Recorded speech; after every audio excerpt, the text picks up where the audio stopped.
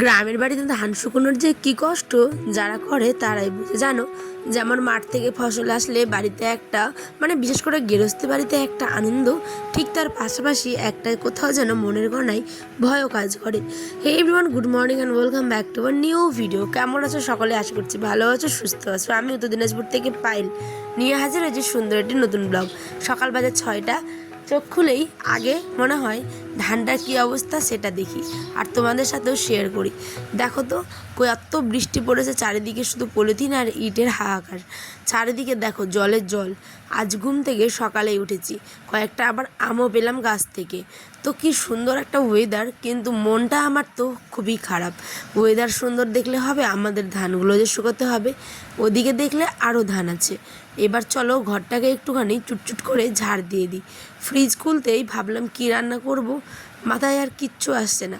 বৃষ্টির ওয়েদার যখন দরকার তখন দেয় না, আর যখনই গ্রামের বাড়িতে ফসল আসে তখনই ওনার মনে হয় যে এখন বৃষ্টি দিতে হবে। বুঝতে পারলে? এই হচ্ছে ব্যাপার। আর যখনই সবার ধান শুকনো হয়ে যাবে কষ্ট করে, তারপরে উনি আবার দেবেন কাঠ ফাটা রোদ।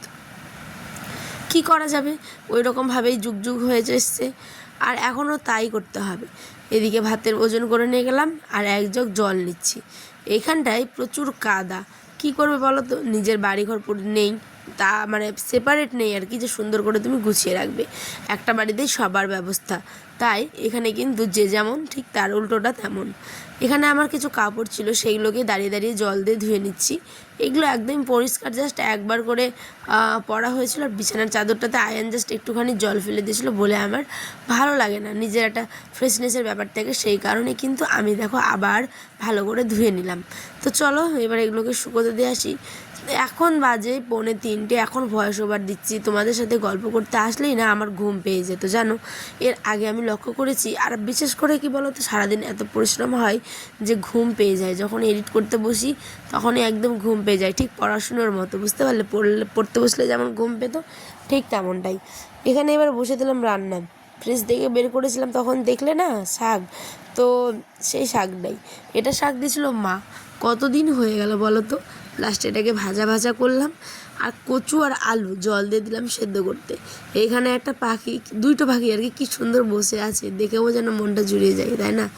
আর এদিকে পাখির ডাক, হালকা হালকা রিমঝিম বৃষ্টি, আর সাথে কচুর যে কোনো রেসিপি আমার জাস্ট ঠোঁটে লেগে থাকার মতো।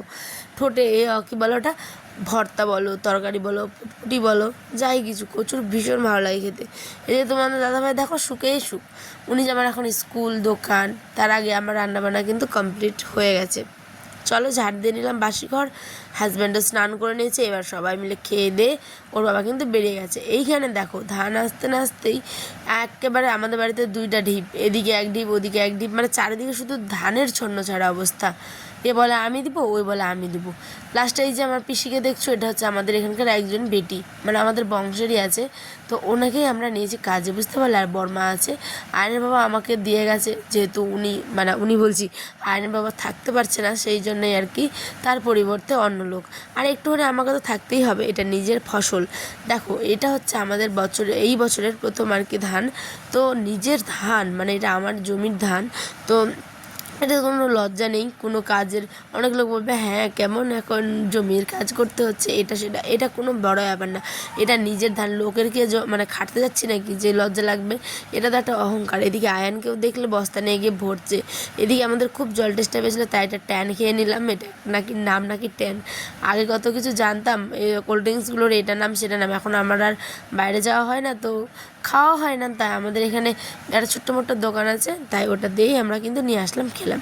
এবার দিতে যাচ্ছি বেটিকে ভাত মাছ দিয়ে, কিন্তু মাছ দিলাম, কিন্তু বেচারা একটা মাছও খায়নি। কারণ কি বলো তো, ডিগির মাছ তো খেতে পারে না কাটার ভয়। ওই যে এখন ধান নাড়ছে দেখতে পাচ্ছ, স্যালাড দিলাম, শাক ভাজা, ভাত, এগুলো দিয়েছি। তারপরে এখন হয়ে গেছে বিকাল, এখন প্রায় 3:30 4টার মতো। দেখো একদম বেটিও ক্লান্ত, আমিও একটু নেড়ে টেড়ে দিচ্ছি, এডিট করছি। সংসারের কাজও কত থাকে বলো। তারপরে বেটিকে এই যে দিলাম, একটা ছোট্ট কাঁঠাল ছিল, ওইটা পেকে গেছে, তো বললাম বেটি কাঁঠাল খাও। তো এই যে কাজের ফাঁকে কিন্তু আমরা কাঁঠাল খাচ্ছি, এনজয় করছি। তোমরা কাঁঠাল খেতে কে কে ভালোবাসো অবশ্যই জানাবে, ঠিক আছে? এদিকে বর্মাকে বলছি তুমি খাও, ও বলছে আমি কাঁঠাল খাই না, কাঁঠালের বীজ খাই। ওই নিয়ে আবার হাসাহাসি। আটিটার আর কি করে খাই, চাটনি করে খাই, ঠিক আছে? সেদ্ধ আর কি বলতে পারো, তরকারি। তারপরে হয়ে গেছে বিকেল, এখন আবার এগুলোকে ঢিপ দাও। বেটিও করছে, আমিও করছি। বেটি এখন দেখো বিড়ি খাচ্ছে। হ্যাঁ, আর এদিকে কিন্তু আমি ঢিপ দিচ্ছি। এটা হচ্ছে বর্মাদের বাড়ি, আমাদের বাড়ি না। আমাদের উঠানে অলরেডি অনেক ধান তোমরা দেখতেই পেলে, ওখানেও দিয়েছি আবার এখানেও দিয়েছি। তো এই করতে করতেই আজকের দিনটা আমাদের শেষ হলো। এই বছর প্রথম ধান। এটা ছিল বুধবারের ব্লগ। বুধবার ধান দিয়েছিলাম আমরা শুকোতে, আর মঙ্গলবার এসেছিলো আমাদের ধানগুলো। তো কেমন লাগলো ব্লগ অবশ্যই জানিও। শেষে নতুন বন্ধু হলে পাশে থেকেও এমন সুন্দর সুন্দর ব্লগ দেখতে চাইলে। আর এখানে দেখো বসিয়ে দিলাম রাতের খাবার। সিম্পল করেছি, পটল আলু ভাজা, মুগের ডাল, কিন্তু আমি শেয়ার করতে পারিনি, স্টোরেজ ফুল হয়ে গেছিলো সেই কারণে। বাই দ্য ওয়ে ব্লগ কেমন লাগলো কমেন্টে জানিও। নেক্সট দিনে দেখা হবে আবার।